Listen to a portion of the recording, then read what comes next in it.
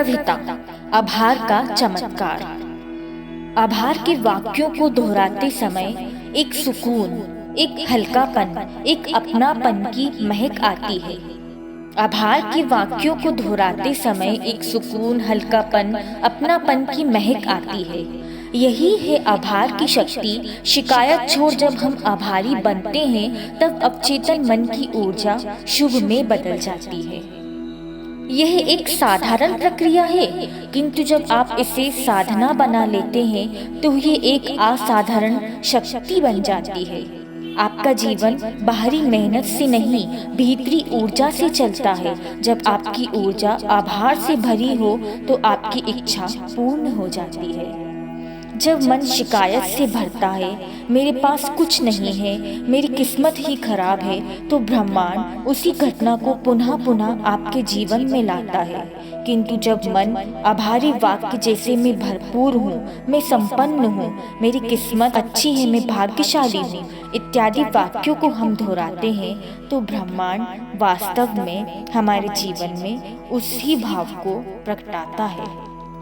आभार हर पल जीवन देने के लिए। आभार चुनौती ने मजबूत व सजग बनाया मेरा हिये। मैं आभारी हूँ शरीर का जो हर दिन मेरे लिए काम करता है। मैं आभारी हूँ परिवार मित्रों का जिनका हाथ मेरे शीश पर प्रेम का आशीष धरता है।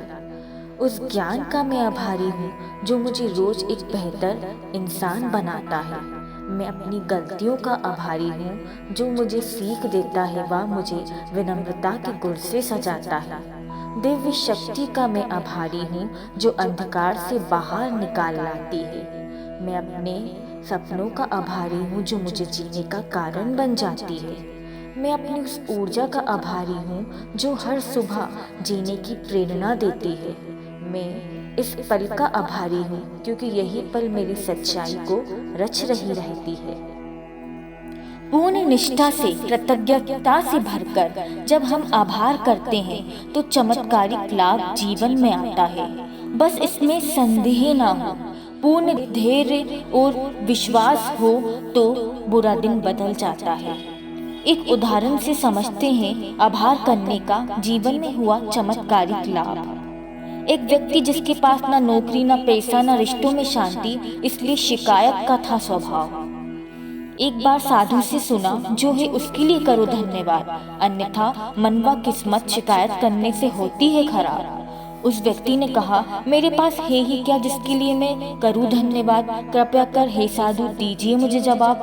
साधु ने उत्तर दिया, तुम्हारे पास श्वास है, तुम्हारे पास हाथ पैर है, तुम्हारे पास सोचने की शक्ति है, तुम उसके लिए करो धन्यवाद। उस व्यक्ति ने उसे जीवन में अपनाया तो उसके जीवन में प्रसन्नता, शांति और छाया अल्लाहत। सोने से पहले वे रोज मैं संपन्न हूँ आदि आभार के वाक्यों को दोहराता तो उसके जीवन में लिया एक नया समृद्धशाली आकार। हम भी ये कर सकते हैं। ये कोई जटिल साधना नहीं। पूर्ण हृदय से, पूर्ण ईमानदारी से उच्च स्वर में यदि हम गुंजन करें तो हमारी ये भावना नहीं जाएगी बेकार। हम जैसी सोचेंगे वैसे ही बनेंगे। यही है इस कविता का सार। क्योंकि ब्रह्मांड आपके वाक्य नहीं, अंदर के भाव के तरंगों को ही पकड़ता है, उसे जरूर पूरा करता है। इसीलिए नकारात्मक, दीनहीनता के नहीं रखो मन में विचार।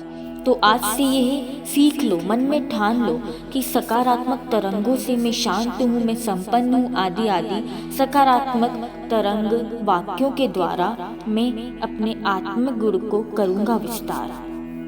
यही है कविता का सार। हम जैसा सोचेंगे वैसा बनेंगे।